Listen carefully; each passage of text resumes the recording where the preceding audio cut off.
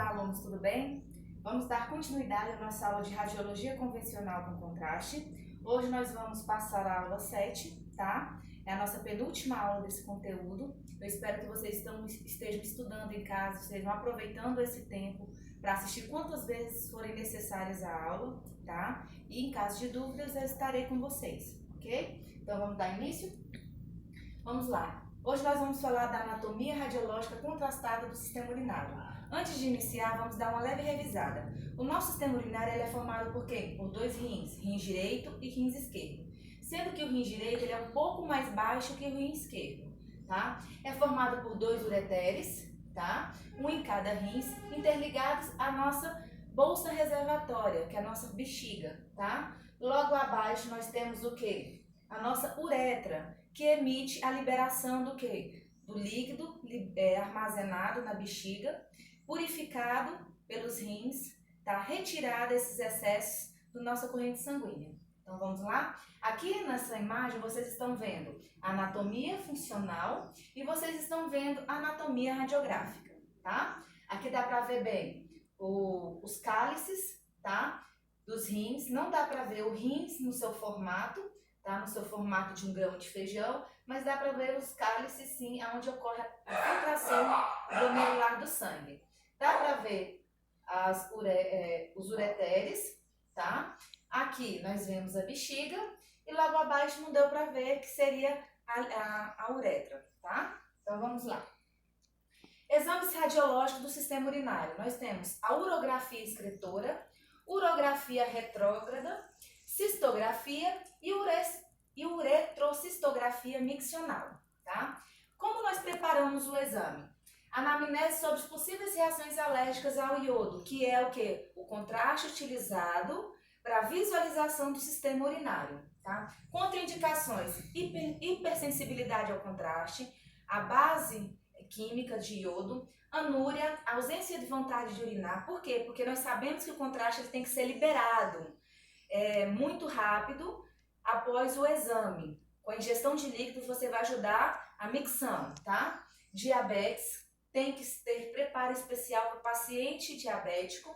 Doença renal crônica ou hepatites graves, tá? Insuficiência cardíaca, não quer dizer que o paciente cardiopata não possa fazer o exame contrastado, mas tem que se ter grandes observações. Anemia falciforme causa má formação das hemácias, tá? Medicamentos para reposição de insulina e tumores renais ou adrenais. Todos esses casos aqui de contraindicações, sempre pode-se realizar o exame com observações clínicas, observações do médico, ok? Orientação prévia em relação ao paciente para o preparo do mesmo. Alimentação leve no dia anterior ao exame, recomenda-se a última refeição às 18 horas, independente do horário que vá se realizar o exame no outro dia. Geralmente, eles escolhem um horário o mais próximo possível da manhã, tá? Laxante para a limpeza intestinal, recomenda-se a ingestão às 20 horas, para que o paciente possa deixar as vias completamente limpas.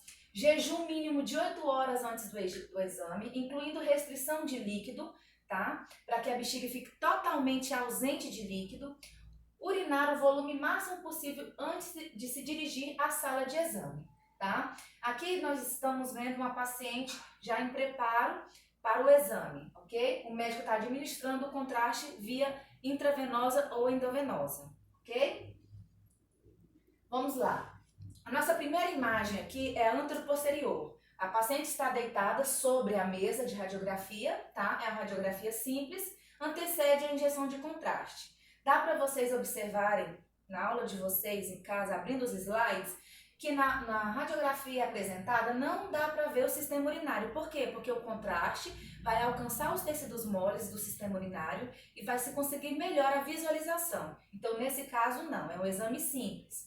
Tem por finalidade observar se o volume de resíduos das alças intestinais não prejudicarão o exame, localizar possíveis cálculos radiopacos que podem ser mascarados pelo contraste iodado, porque se tiver cálculos vai se observar nesse raio-x simples, sem contraste, e avaliar as técnicas radiográficas selecionadas, tá? Sempre é bom ver o estado clínico do paciente antes de administrar o contraste, tá? Período da injeção do contraste iodado intravenoso, certo? Tem-se uma cronometragem, sim, para administrar o contraste, ok? A partir do início da injeção de contraste, será realizada uma série de radiografias com a finalidade de acompanhar a fisiologia de excreção do sistema urinário, sendo distribuídas da seguinte forma. Vamos lá ver as formas que vão ser distribuídas. Após 5 minutos, antero-posterior em posição deitada sobre a mesa, o contraste iodado vai ser administrado via intravenosa, tá? A incidência localizada nas lojas renais, que é o quê? Naqueles cálices renais que eu mostrei para vocês. Para estudo do estágio inicial do funcionamento do sistema nefrográfico. Por quê? Porque na hora que você administra o contraste, 5 minutos após, automaticamente o contraste vai encontrar o sistema urinário, vai encontrar os rins, aonde esse contraste vai ficar alojado nos cálices, que são os depósitos que vão realizar o processo de filtração glomerular, tá?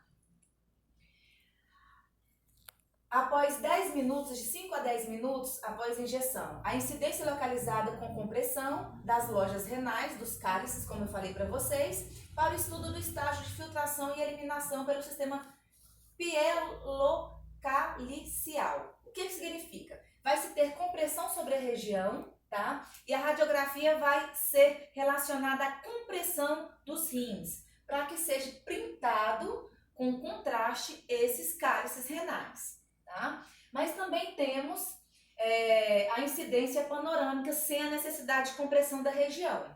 Nessa caso, a paciente está na posição de Trendelenburg, tá? Que é os pés um pouco mais altos do que o tronco, tá? Mas é uma incidência panorâmica da região, tá? Do baixo ventre, que é a região do sistema urinário. Médio e baixo ventre, na verdade, corrigindo.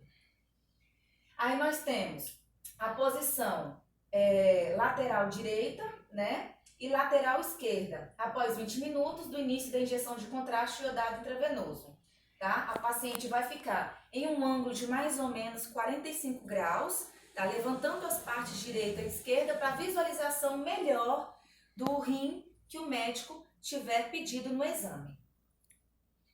Desses momento até o final, gente, são mais incidências, tá? Então, vocês estudem essas incidências e focalizem bem essas imagens.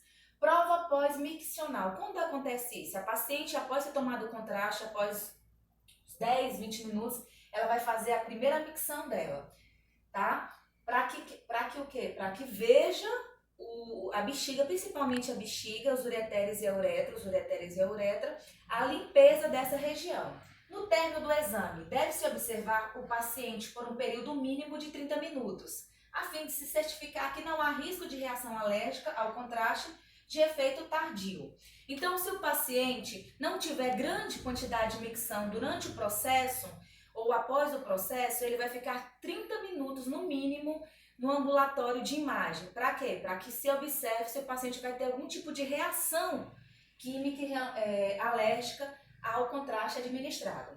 Aí nós temos a urografia retrógrada, incidência antero-posterior.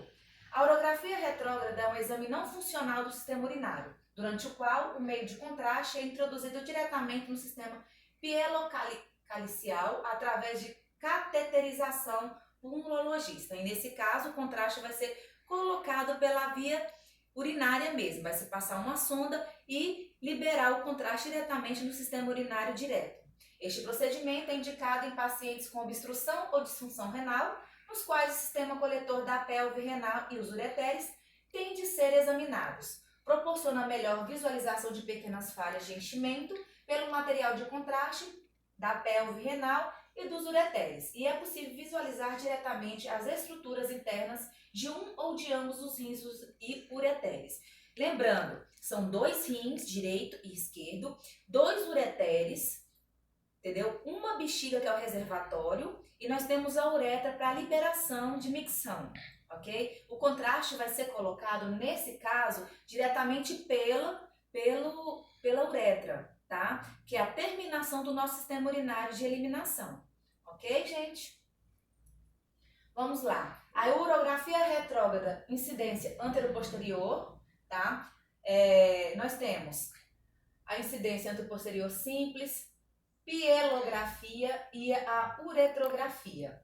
Nesse caso, vocês estão vendo na imagem radiografada o que? Os cálices renais, que vão ser interligados à bexiga através do que? Dos dois ureteres. Aí aqui, nessa região toda é a bexiga e nesse caso aqui é a uretra, tá? Aonde vai ocorrer a liberação para o meio externo da urina.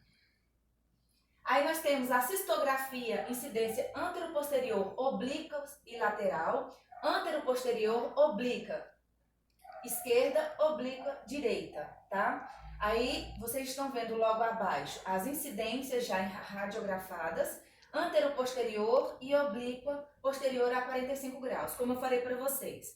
Quando se tiver as posições oblíqua, direita ou esquerda, o ângulo que o paciente vai virar é de 45 graus, tá? As cistografias de incidência anteroposterior e incidências oblíquas, tá? A uretrografia miccional. O objetivo de uma uretrocistografia retrógrada ou miccional é estudar a uretra. Nesse caso, gente, a fase miccional é mais bem realizada utilizando-se o controle fluoroscópio. O que significa? Nesse caso, vai se passar a sonda diretamente pela uretra do paciente. Indicações clínicas: traumatismo, perda involuntária de urinar, estenose da uretra ou refluxo uretral. Geralmente pacientes que estão acamados em UTI, pacientes que tiveram traumatismo craniano em estágio moderado ou crônico, tá? Para visualizar bem o que? A bexiga e visualizar o que? A uretra, tá? Modalidades e procedimentos alternativos. Para melhor visualização, no caso de não radiografias, nós temos a tomografia computadorizada, que é um tipo de radiografia muito mais funcional e muito mais, como é que eu posso falar, mais detalhada. Nós temos a ultrassonografia, que é muito usada. Nós temos a ressonância magnética e nós temos a medicina nuclear, que são exames de imagem, tá? Bem mais avançados, tá? A atividade de vocês, gente, é somente uma questão dessa aula 7, tá? Após responder, justifique a sua resposta com um breve comentário e me envie no privado com foto, tá? Muito obrigada pela atenção de todos, estudem, tá? Essa matéria é de fundamental importância para o estágio de vocês.